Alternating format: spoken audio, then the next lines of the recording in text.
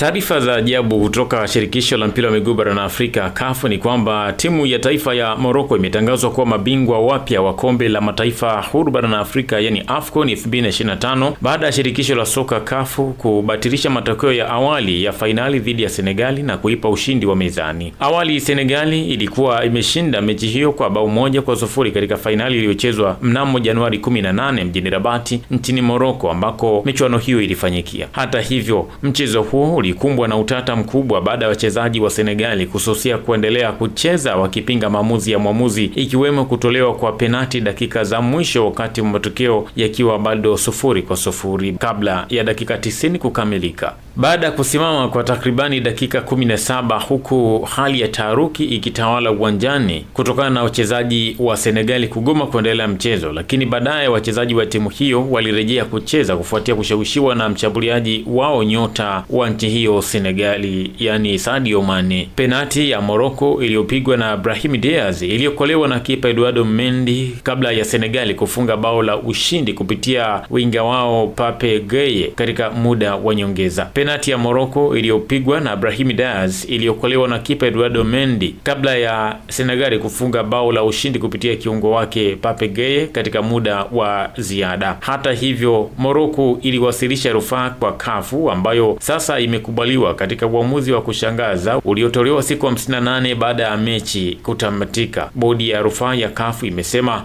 Senegali ilikiuka kanuni na hivyo inachukuliwa kuwa imepoteza mchezo huo kwa kufungwa bao 3-0 na kuipa Morocco ushindi pamoja na ubingwa. CAF pia imetoa adhabu mbalimbali ikiwemo faini dhidi ya pande zote mbili, huku baadhi ya rufaa za Morocco zikikubaliwa na nyingine kukataliwa. Uamuzi huo unaingia katika historia kubwa kama mojawapo ya maamuzi yenye utata kuwahi kufanywa katika soka la Afrika. Hata hivyo, CAF imetumia ibara ya 82 ya kanuni za mashindano hayo kuhalalisha uamuzi wake, ambapo kanuni hiyo inasema ikiwa kwa sababu yoyote ile timu itajiondoa kwenye mashindano au ikakataa kucheza au itaondoka uwanjani kabla ya mechi halali kwa mchezo kuisha bila ruhusa ya mwamuzi, itachukuliwa kuwa imepoteza na itaondolewa kabisa kwenye mashindano husika. Hivyo ilibidi mechi hiyo iishe pale pale baada ya Senegali kuamua kutoka uwanjani kwa takribani hizo dakika 17. Hata pengine hizo dakika 17 hazikutakiwa kufika kwa sababu tu imetoka uwanjani. Mwamuzi alistahili kumaliza mchezo kwa kuashiria kwa kupiga filimbi. Hata hivyo, shirikisho la soka la Senegali limesema halikubaliani na uamuzi wa kinidhamu ambao CAF imeuchukua. Kwa mujibu wa taarifa iliyotolewa na shirikisho la soka la Senegali FSF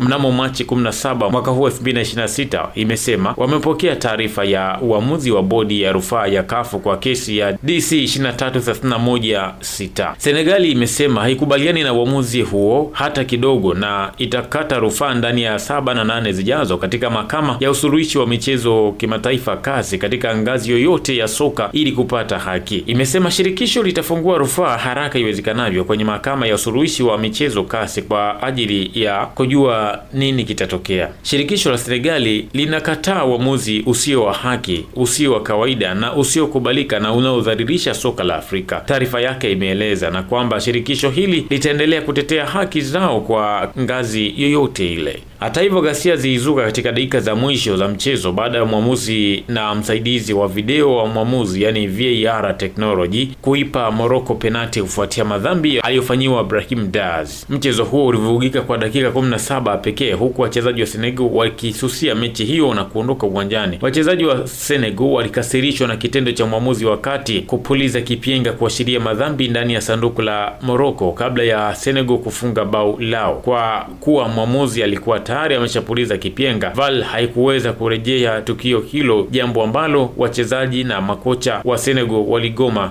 kulikubali. Hivyo kwa mujibu wa Senegal, mwamuzi ndiyo aliyekuwa na kosa la kwanza kabla ya yote, kwa sababu alitakiwa aache mchezo uendelee ili ikitokea mfano ingekuwa ni madhambi basi VAR ingetakiwa kwenda kuamua, lakini kwenye sheria za mpira wa miguu VAR haiwezi kaamua tukio lolote lile ambalo mwamuzi awali alilibatilisha. Hata hivyo, mshambuliaji wa Al Nassr na mchezaji wa zamani wa Liverpool Sadio Mane aliwataka wachezaji wenzake warejee uwanjani na kuendelea na mchezo. Youssef El Nesri ambaye ndiye aliyekuwa mpigaji rasmi wa penati alimkabidhi mpira Brahim Diaz ambaye alikuwa tayari ameshafunga mabao matano katika mashindano hayo.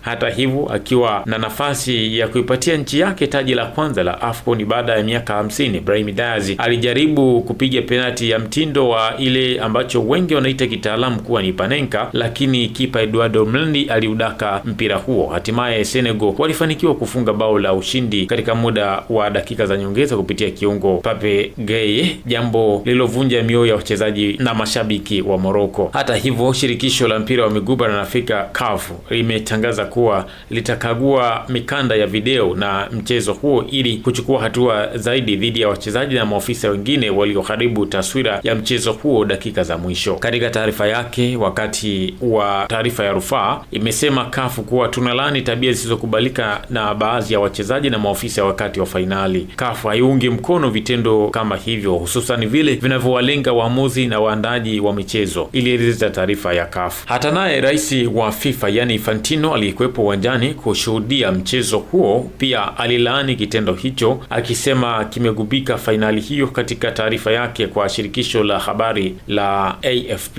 Infantino alisema tunalaani vikali tabia hii ya baadhi ya wachezaji na benchi la ufundi la Senegali. Haikubaliki kuondoka uwanjani namna ile, na vile vile ghasia hazivumiliki katika mchezo wetu. Jambo hili si sahihi hata kidogo. Baada ya taarifa ya rufaa hiyo kukubaliwa, watu wengi na wakosoaji na wafuatiliaji wa sheria za michezo wameendelea kuikosoa CAF kwa maamuzi ya hovyo ambayo imeendelea kuyafanya, wakisema kwamba haya si maamuzi ya kwanza kuyafanya, japo katika michezo ya kimataifa haya ndo maamuzi ya kwanza kabisa kufanyika ya hovyo kwenye baada ya fainali na bingwa kunyang'anywa. Miaka kadhaa nyuma, kwa mujibu wa historia, mwaka 2008 wakati wa fainali za AFCON, kabla ya mchezo kuanza, timu ya taifa ya Gambia ambayo ilikuwa ni sehemu ya washiriki, kutokana na ghasia wakati wanatoka nchini mwao, basi lao lilishambuliwa kwa kupigwa risasi, hivyo kupelekea wachezaji wake kutokuwa sawa kisaikolojia. Lakini ajabu ni kwamba wakati mechi ilipofika, kutokana na timu hiyo kuchelewa kufika, CAF ikawaadhibu, kitu ambacho watu wengi walikikosoa wakisema miongoni mwa maamuzi ya ovyo, japokuwa ilikuwa sio kipindi cha utawala wa wakati huo wa Patrice Motsepe. Wakati ule rais